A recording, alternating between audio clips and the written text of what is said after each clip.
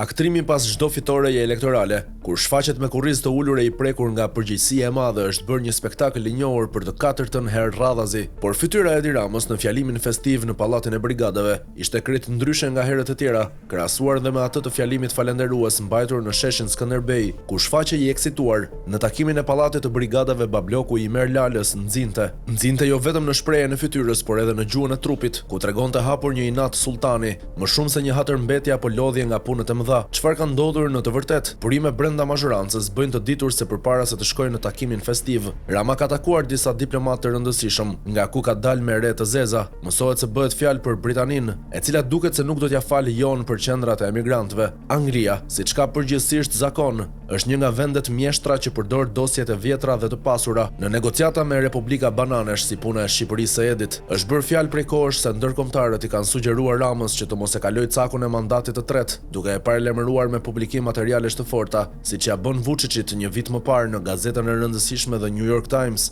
Në këtë gjatësi vale, mungesa e urimit zyrtar nga Shtetet e Bashkuara të Amerikës ngjan pikërisht me një kuptim që diçka po ndodh, një mandat që mund t'i djegë Ramës të katërt mandatet nëse del një material i llojit të atij për Vučić në mediat amerikane. Për të ilustruar këtë atmosferë, mjafton vetëm shembulli i Hashim Thachit, i cili përpara se të përfundonte aty ku ndodhej prej 5 vitesh, ishte The Guardian britanik, që i nxorri aferën e Dick Martit përpara se të bënte akt akuzën. Mësohet se ai ka premtuar se do të sjellë një qeverisje të re, që e shpalli edhe në festën e Pallatit të Brigadave. Por çfarë do të bëjë ai me ata që i quajti kampion, pra drejtuesit e qarqeve? Ministri e Turizmit Mirela Kumbaro, e cila ka 2 mandate që pa lëvizur ndodhet në këtë detyrë, ishte më e nxirr në fytyrë se Edi Rama. Nga gjuha e trupit u duk qartë se nuk priste një promovim, por një fazë pensioni, gjë që duket se e ka mërzitur. Por Rama i ka treguar një dosje të madhe që ka në zyrën e tij, që flet për shumë marifete që ministria nuk ja ka treguar shefit. Ka zëra që tek turizmi, Edi Rama të sjell një emër të njohur sot diplomate, që është e bija e një shkrimtari të madh, por deri tani janë vetëm zëra. Ndërkaq Tauland Balla ka kërkuar hapur që të rikthehet në postin e ministrit të brendshëm me një postim që e ka bërë në mënyrë të koduar disa ditë më parë. Për këtë post pretendon edhe Blendi Klosi, i cili fshihet pas brirëve të Gazdemit, duke treguar suksesin në Dibër.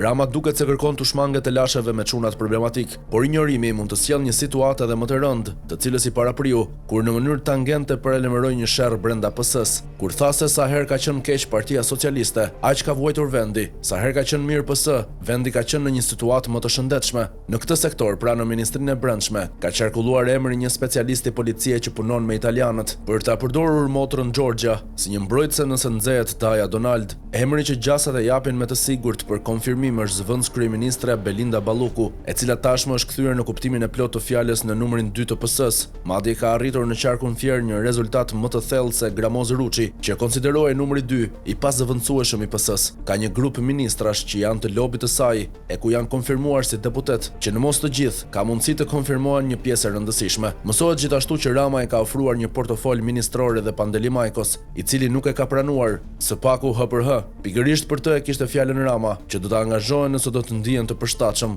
Megjithatë, këto janë vetëm zërat e parë që kanë sjellë një ankth të madh në grupin e deputetëve, e sidomos lobeve të rëndësishme që ndikojnë tek Edi Rama, të cilët janë lobet e të fortëve, të cilët edhe mund ta fundosin, por që nuk ka çfarë i bën, se është ngjitur shumë fort me ta.